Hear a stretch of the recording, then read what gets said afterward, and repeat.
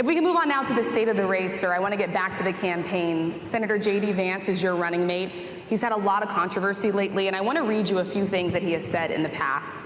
He said the Democrats running the country are a bunch of childless cat ladies who are miserable at their own lives and the choices they've made, and so they want to make the rest of the country miserable too. He's not talking here about how great it is to be a parent. He's attacking what he says are the choices people are making to not have children. Did you know that he had these views about people who do not have children before you picked him to be your running mate, and do you agree with him? No, I know this. He is very family-oriented, and he thinks family is a great thing. That doesn't mean he thinks that if you don't have a family, it's not. I know people with families. I know people with great families. I know people with very troubled families. And I also know people with no families. They didn't meet the right person. Things happen. You go through life, you don't meet the right person. But he's not just talking about families here. And he also some says of those that people that don't have children should get less votes than those that do. I'm just speaking for myself. Is that your campaign I think position? I'm speaking for him, too. He strongly believes in family. But I know people with great families. I know people with not great families that don't have a family. And the people without the family are far better. They're superior in many cases, okay? He's not saying they're not. What he's saying is that he thinks the family experience is a very important thing. It's a very good thing. But that doesn't mean that if you grow up and you grow older and you don't meet somebody that would be wonderful to meet and would have been good, that that's a bad thing. He's not saying that. My interpretation, you'll have to ask him, actually, but my interpretation is he's strongly family-oriented, but that doesn't mean if you don't have a family, there's something wrong with it. Just one last point, and then we'll move on. Just one of the bedrock principles of American life is one person, one vote. Senator J.D. Vance has suggested that someone who has children should have more votes than a person who does not have children. I just want to be clear here. Is that the position of your campaign? Well, no, but it's not something I have ever heard before. I can tell you this.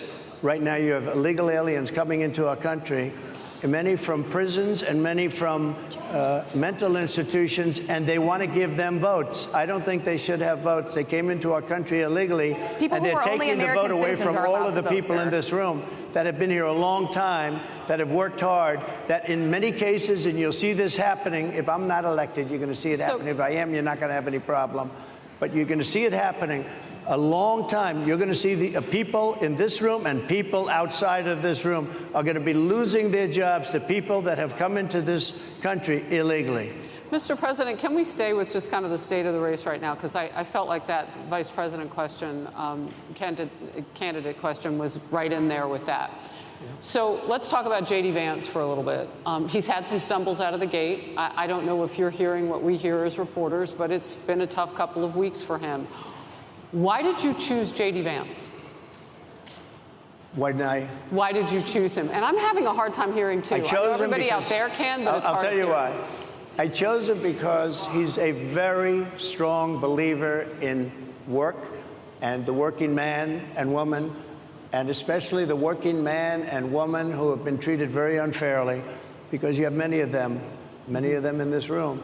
But you have many of those people, they were treated very unfairly. They worked very hard, and they were treated unfairly. He wrote the book that became a bestseller. The movie became a smash hit. He's a very smart guy without the benefit of having a family that has contacts, like a father that was well-connected. He got into Yale Law School. He graduated in 2 years from Ohio State, summa cum laude. I mean, you take a look at, his career has been an amazing career. He started off at a level with a difficult family situation, very difficult with the mother and the father and everything else. He ends up going to Yale Law School and was one of the top students, became the head of the law journal. I mean, that's an amazing thing. He's a 4-year, he was in the military with great distinction for 4 years, got out, went into business, became successful in business, very successful in business, actually. Did public offerings and other things. And I have to believe in that. I mean, he's somebody that was born in a rough situation. Most of the people know that situation because it was very well documented in his book. And I have a lot of respect for somebody that can get into Yale and become one of the best students in Yale, that meets a young woman at Yale who was also outstanding, and they get married, they have a beautiful family. But he had he's made himself an amazing life. He then goes to Ohio, lives in Ohio, and he had my endorsement. That helped.